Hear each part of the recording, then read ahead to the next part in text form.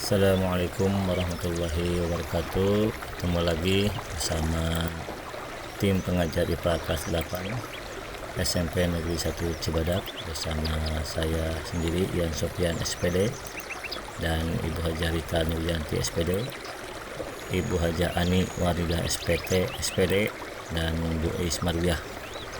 Pada hari ini kita akan melanjutkan pembelajaran yang sebelumnya. Bapak telah menugaskan kalian untuk praktikum percobaan tentang gerak pertumbuhan dan akan Bapak kupas tuntas gerak pada tumbuhan.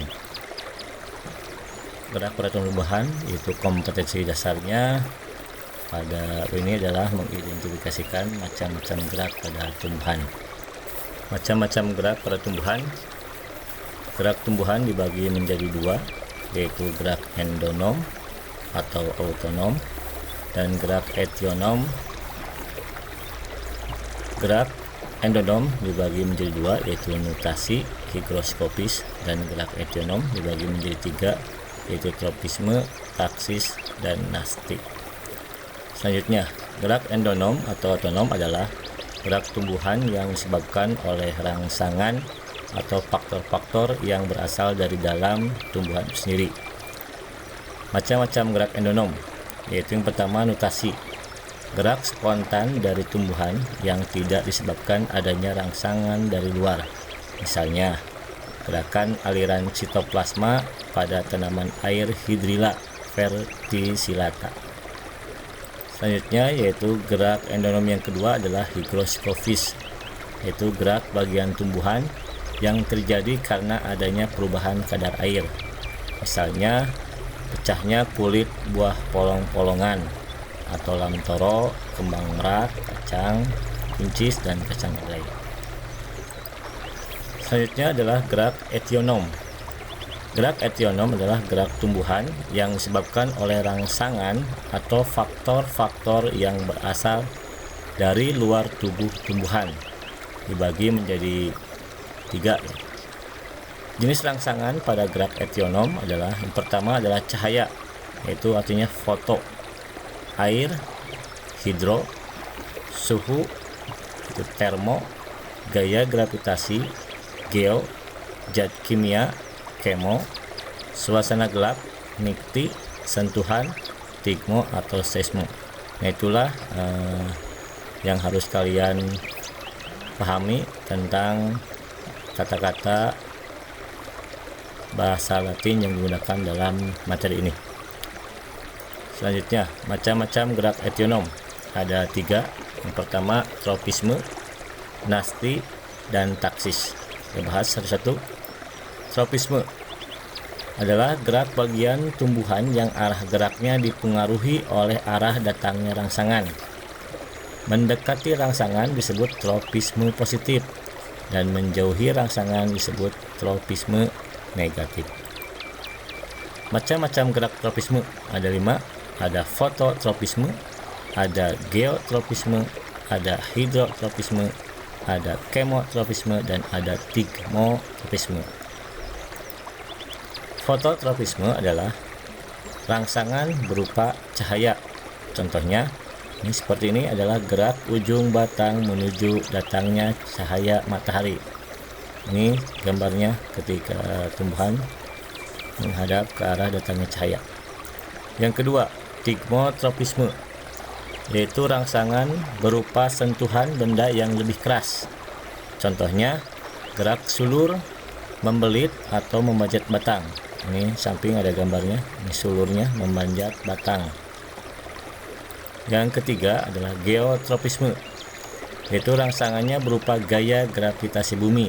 Contoh, geotropisme positif jika gerak responnya menuju ke bumi atau menuju ke bawah. Misalnya gerak pertumbuhan akar seperti gambar ini. Geotropisme negatif jika gerak responnya menjauhi bumi atau menuju ke atas. Misalnya gerak pertumbuhan batang seperti ini, ke atas.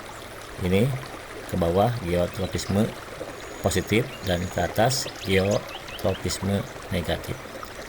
Untuk selanjutnya adalah hidrotropisme, yaitu rangsangan berupa air. Misalnya gerakan akar kaktus untuk mencari air atau akar-akar yang lainnya. Ini contohnya adalah tumbuhan akarnya menuju ke sumber air. Dan selanjutnya kemotropisme, rangsangan berupa zat kimia. Contohnya gerakan akar yang menuju unsur hara atau pupuk dalam tanah. Ini adalah sebuah gambar. Ada gambar yang pertama, ini tumbuhan diberi air sabun. Kita lihat akarnya menjauhi air sabun. Sedangkan yang gambar ini, tanaman ini diberi pupuk ya, dan air. Lihat akarnya menuju, lihat nih, selanjutnya akarnya menuju ke pupuk. Sedangkan yang ini lihat, kita lihat ini beri air sabun, akarnya menjauhi sabun. Nah, itulah gerakan macam-macam gerak tropisme. Selanjutnya gerak nasti, yaitu gerak bagian tumbuhan yang arah geraknya tidak dipengaruhi oleh arah datangnya rangsangan.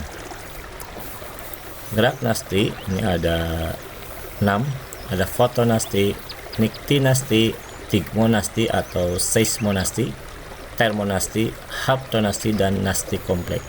Kita bahas satu-satu. Fotonasti adalah rangsangan berupa cahaya.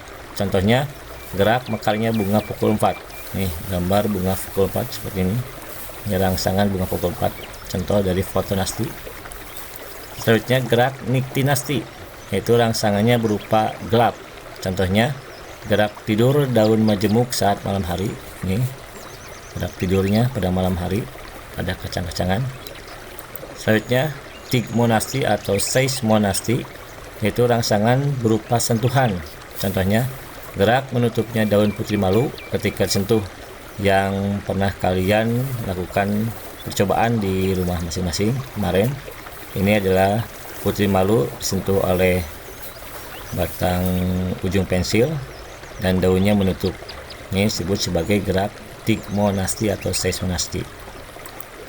Dan selanjutnya adalah termonasti, yaitu rangsangan berupa suhu.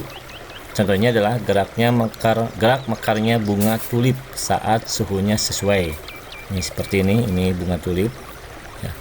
Jadi bunga tulip ini mekarnya ketika suhunya sesuai, maka bunganya akan mekar. Selanjutnya yaitu haptonasti, rangsangan berupa sentuhan serangga. Contohnya gerak menutupnya daun tumbuhan Venus ketika disentuh serangga. Dan terakhir yaitu nasti kompleks, adalah dipengaruhi beberapa jenis rangsang. Dinasti itu kompleks ya, kompleks. Jadi rangsangannya banyak, bukan satu aja.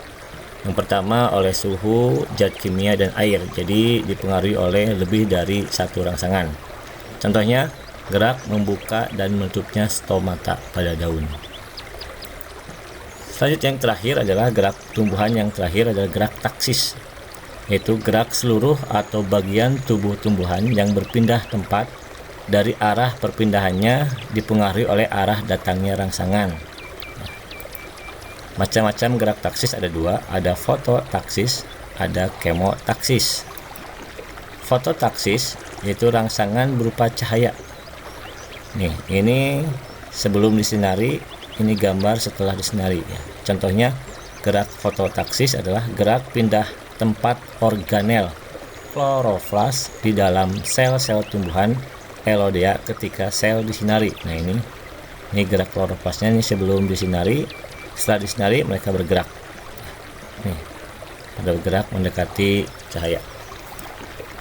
Selanjutnya dan yang terakhir nih, kemotaksis. Rangsangannya berupa zat kimia. Contohnya gerak sel sperma tumbuhan lumut menuju sel telur. Terima kasih untuk perhatiannya tentang video pembelajaran mengenai gerak pada tumbuhan. Untuk pertemuan selanjutnya kita akan membahas mengenai gerak pada manusia. Sekian, terima kasih. Wassalamualaikum warahmatullahi wabarakatuh.